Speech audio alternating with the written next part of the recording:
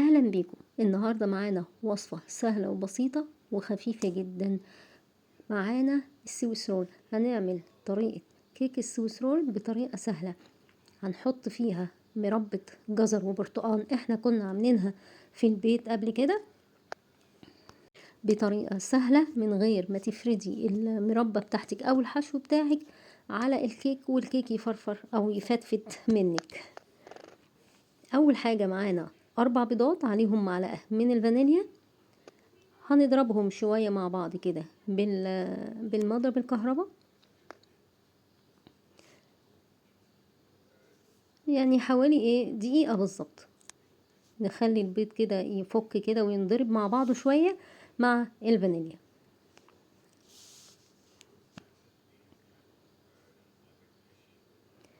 طريقة سهلة وبسيطة وهتحبي انك تعمليها بكل سهولة. معايا هنا معلقة خل، ضفت عليها معلقة خل، دي بتحسن معايا الكيك. وبعد كده هضيف عليها كوباية من السكر البودرة. عندنا السويس رول او الكيكه الاسفنجيه، لان دي برضو نفس طريقه الكيكه الاسفنجيه، لان السويس رول بتعمل من الكيكه الاسفنجيه. المقادير عباره عن كوبايه من السكر، كوبايه من البيض، كوبايه من الدقيق. ال3 كوبايات قد بعض. هنجيب البيض كده ونفضي البيض في الكوبايه لحد ما الكوبايه بتاعتنا ما تتملي، ومن نفس الكوبايه هنملاها سكر بودره، لازم سكر بودره، ومن نفس الكوبايه هنملاها دقيق. احنا دلوقتي هنضرب البيض مع السكر البودرة مع معلقة الخل والفانيليا. هنضربهم كويس قوي حوالي 10 دقايق او ممكن اكتر لحد ما الكمية تتضاعف معايا كده واللون يتغير. زي ما احنا ما شايفين كده يا بنات في الفيديو، اللون اتغير معايا والكمية اتضاعفت. هبدأ بقى اجيب كوباية الدقيق اللي عليها معلقة من البيكنج باودر، وهبتدي انخلها وهحط جزء جزء، واحدة واحدة، وهقلب من تحت لفوق زي ما هنشوف مع بعض دلوقتي في الفيديو. هبتدي خلاص، مهمة المضرب خلاص انتهت معايا. هبدأ بقى اجيب الدقيق بتاعي وهنخله. الدقيق بتاعي ده عليه معلقة من البيكنج باودر. هحط الكمية كلها كده في المنخل بتاعي وهبدأ انخل جزء جزء، مش هحط الدقيق كله مرة واحدة، لاني لو حطيت الدقيق كله مرة واحدة الدقيق هينزل هجم كده على الخليط ويهبطه. انا مش عايزة اهبط الخليط بتاعي، لان سر نجاح الكيكة الاسفنجية او السبونج اللي احنا هنعمله، السويس رول اللي احنا هنعمله، التضاعف اللي حصل بين السكر وبين البيض. فلازم الدقيق بينزل واحدة واحدة كده زي ما احنا شايفين مع بعض يا بنات في الفيديو، وبقلب في اتجاه واحد من تحت لفوق، ما بقلبش بطريقة عشوائية يمين في شمال في شمال في يمين، لا، بقلب بطريقة واحدة وباتجاه واحد من تحت لفوق.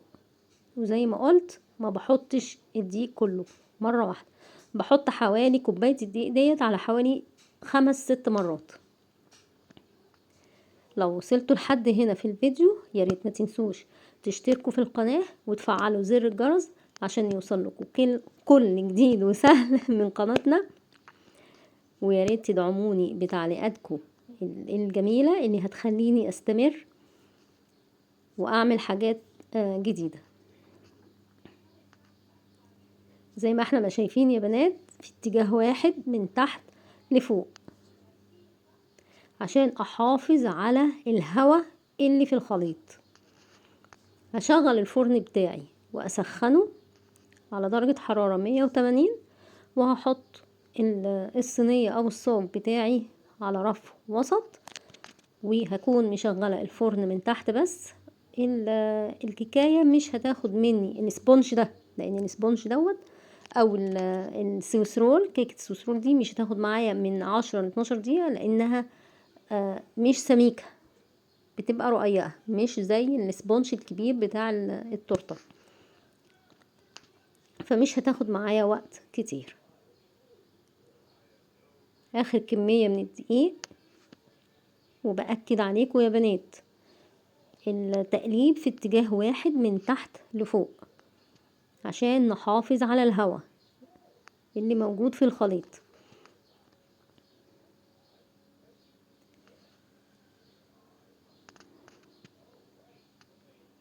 زي ما احنا ما شايفين كده التقليب في اتجاه واحد. انا اسفة طبعا على كل الكلام الكتير ده وعلى التأكيد، لان في بنات بتعملها وتقلب وتدخل الدنيا كلها في بعضها وتقولك ايه، طب انا هعملها بالمضرب كله يضرب في بعضه بالمضرب. لا طبعا، انت حضرتك لما بتحطي دي بتضيعي الهوا وبترجعي تقولي اصلا انا عملت بطريقتك والكيكة ما طلعتش مظبوطة.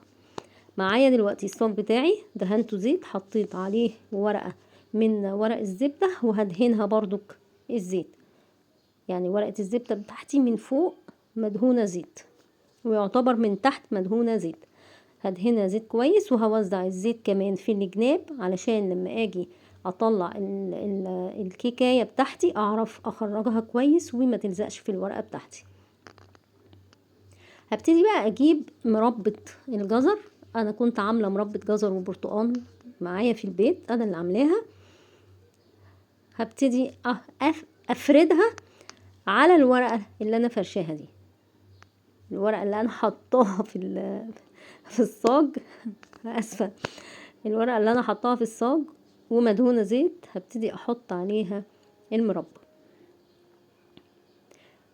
هفرد المربى بتاعتي كويس قوي كأني بفردها على الاسبونج.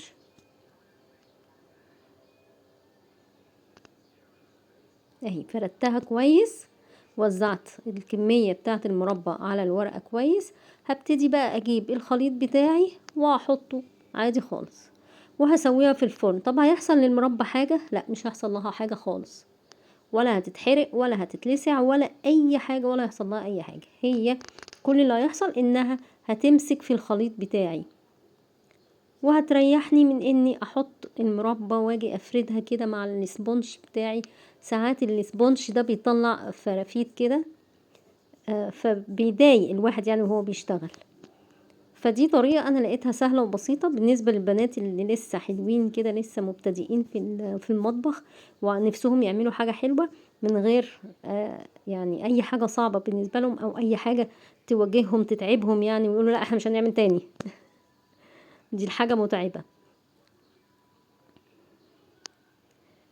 افرد العجين بتاعي خالص، افرده كويس في الصاج.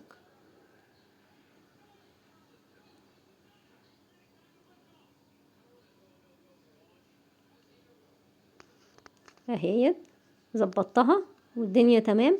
هحطها في الفرن زي ما قلنا على درجة حرارة 180 في الرف المتوسط، الرف الوسط. بعد ما استوت طلعت وهي سخنة اهي، ما بستناش عليها تبرد وهي سخنة، لازم اشيلها من الورقة لان لو بردت هتلزق في الورق اكتر. هبتدي اشيل الورق كده، اوسع اهي. الحشو بتاعي او المربى بتاعتي ما حصلهاش اي حاجة، ما اتلسعتش ولا اي حاجة. هبتدي اجيب ورقة بقى عشان اعرف الفها في الاتجاه اللي فيه المربى. هبتدي اجيب ورقة احطها عليها واقلبها الناحية التانية زي ما احنا ما شايفين في الفيديو.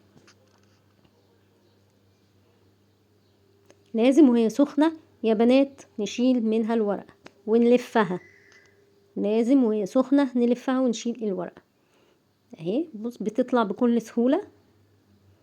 لو في حاجة يعني ماسكة كده معايا ايه سكينة كده بسيطة واروح منزلة الخليط اهو.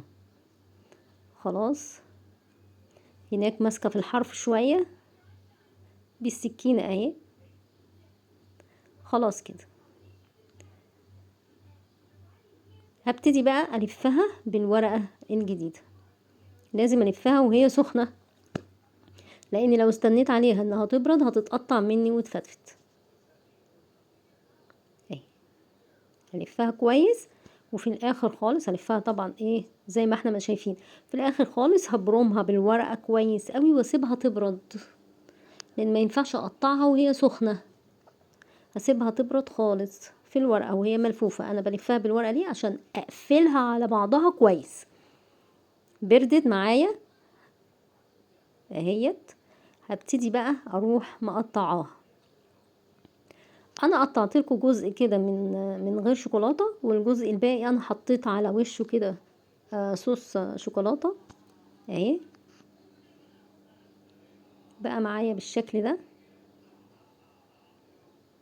ممكن تتاكل كده عادي وبتبقى جميله قوي. انا بعملها كده على طول، بس يعني ايه الولاد عندي حابين شويه ايه حركات.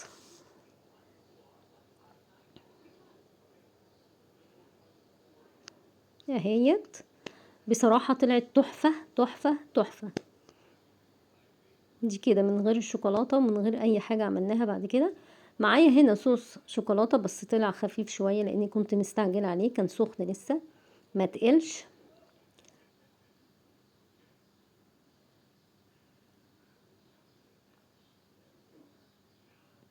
ابتديت احط صوص الشوكولاته، وبعد كده حطيت على صوص الشوكولاته شوكولاته بيضه مبشوره.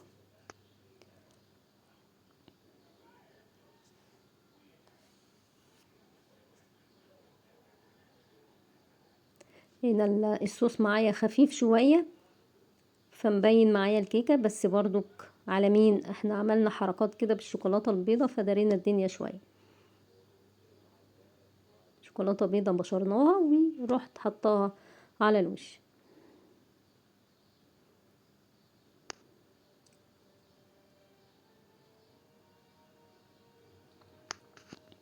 لو الفيديو عجبكم ما تنسوش تشتركوا في القناة وتفعلوا زر الجرس وتدعموني بتعليقاتكم، وياريت تشيروا الفيديو. وشكرا ليكم وشكرا لمتابعتكم. يا رب يكون الفيديو عجبكم.